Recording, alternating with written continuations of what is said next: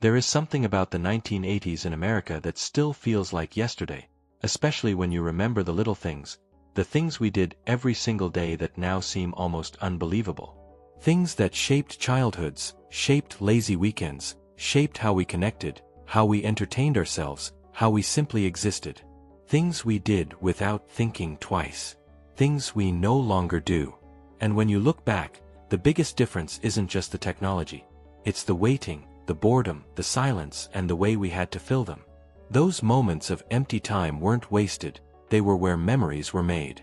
In the 80s, we waited. For everything. You wanted to talk to your best friend?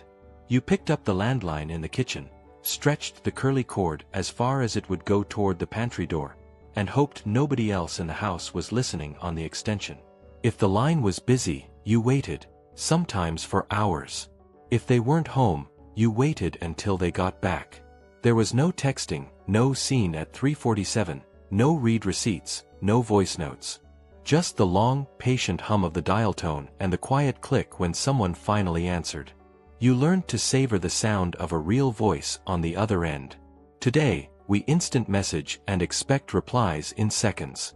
In the 80s, we learned patience the hard way, and somehow, those delayed conversations felt deeper. In the 80s, we got bored. And we survived it. Saturday morning stretched out in front of you with nothing planned. No notifications. No algorithm feeding you endless content. No doom scrolling. You sat on the living room carpet, stared at the wood paneling for a minute, then got up and did something, anything.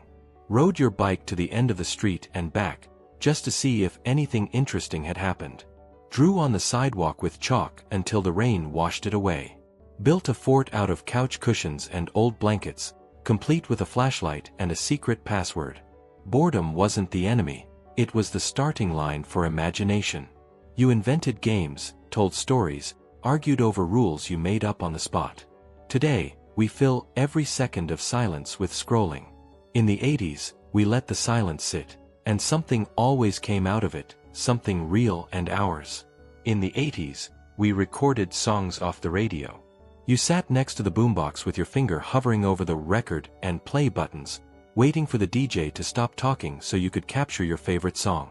If he talked over the intro or the outro, too bad, that was your version forever. You labeled the cassette with a ballpoint pen, maybe added a little doodle of hearts or a band logo. Those mixtapes were love letters, apologies, declarations, time capsules. You gave them names like Road Trip Jams or Summer '86. You guarded them like treasure.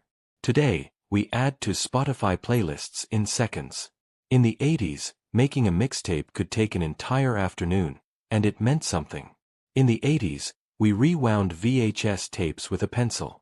You finished watching Top Gun or The Goonies or E.T. for the 10th time, the tape hissed to the end, and instead of a button, you stuck a pencil in the spool and manually cranked it back. Everyone had that one pencil in the house that was only used for rewinding tapes. The machine made that satisfying whir, and if you went too fast, the tape would crinkle and you'd panic, praying you didn't ruin the movie. Renting from Blockbuster or the local video store was an event. You walked the aisles for 20 minutes, read every back cover, debated between 3 choices, then carried the big plastic case home like a trophy. Today, we restart a show instantly.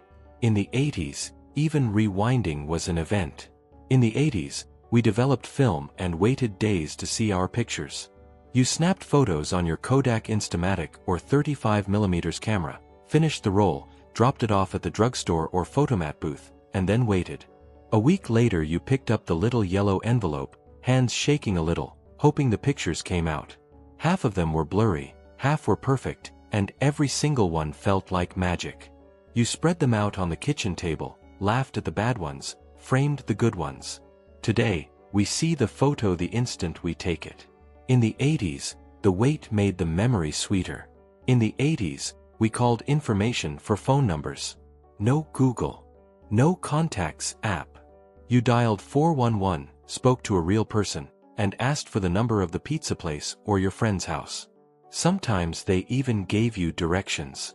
Turn left at the Texaco, go 3 blocks, it's on the right. Today, we search in seconds.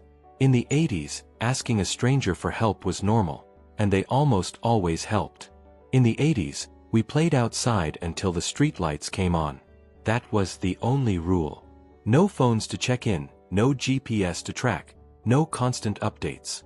You just played, kick the can, hide and seek, bike races, street hockey, building ramps out of scrap wood, until the sky turned purple and the streetlights buzzed on. Then you ran home, sweaty, dirty, happy, with scraped knees and a story to tell. Parents didn't worry the way they do now. Today, kids are scheduled, tracked, supervised. In the 80s, freedom had a curfew made of light bulbs. In the 80s, we watched one show at one time on one channel. You planned your week around the TV guide, circled Thursday night for The Cosby Show and Cheers, Friday for Dallas, Saturday for ABC's Wide World of Sports. If you missed it, you missed it. No streaming, no DVR, no catch up later. You talked about it at school the next day like it was live history. Cliffhangers kept you waiting all summer. Today, we binge whenever we want. In the 80s, television was appointment viewing, water cooler moments that actually happened around the water cooler. In the 80s, we used paper maps and asked for directions. Before GPS, before Google Maps, before Waze. You unfolded the big gas station roadmap across the dashboard, traced your finger along the highways, argued about whether to take the interstate or the scenic route.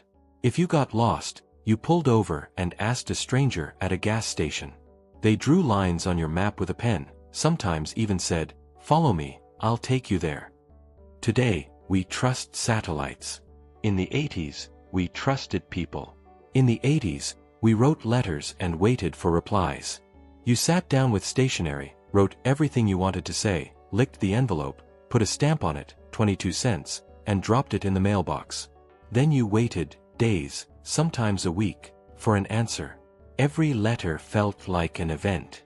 You recognized the handwriting on the envelope before you even opened it. Today, we text and expect instant replies. In the 80s, distance meant something. In the 80s, we stood in line. For everything. Movie tickets, concert tickets, new Nintendo games, Cabbage Patch Kids, concert tickets for Springsteen or Madonna. You stood in actual lines, sometimes overnight, with real people talking, laughing, making friends with strangers who liked the same things you did. The line was part of the experience. Today, we refresh pages and fight bots. In the 80s, the line was the adventure. In the 80s, we had phone books and yellow pages. Need a plumber? A pizza place? A movie theater? You opened the thick yellow pages, flipped through, ran your finger down columns of tiny print. No search bar. Just paper and patience. Today, we type and tap. In the 80s, we turned pages. In the 80s, we made plans and stuck to them. You said, "Meet me at the mall at 3 o'clock by the fountain." And that's where you met. If someone was late, you waited. If they didn't show, you went home and called later. No, "Where are you?" texts. No location sharing. Just trust and a wristwatch. Today, we change plans 5 times before we leave the house. In the 80s, a plan was a promise.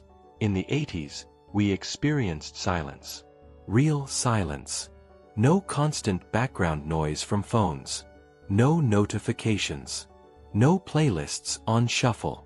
You could sit in a car, listen to the engine, the wind, the tires on the road. You could lie in bed and hear crickets, a distant dog barking, the house settling. Silence wasn't empty, it was full of possibility. Today, we fill every moment with sound. In the 80s, we let the quiet speak. Looking back, the 1980s weren't perfect. There were big hair, shoulder pads, neon colors, Cold War tension, and plenty of problems. But there was also space. Space to wait. Space to get bored. Space to imagine. Space to be present without being documented. We didn't document every moment, we lived them. And somehow, those unfiltered, unedited moments feel richer now than ever. If this trip back to the 80s made you smile, laugh, or just miss the feeling of waiting for something real, hit that subscribe button. Let's keep remembering these beautiful, slower times together. See you in the next one.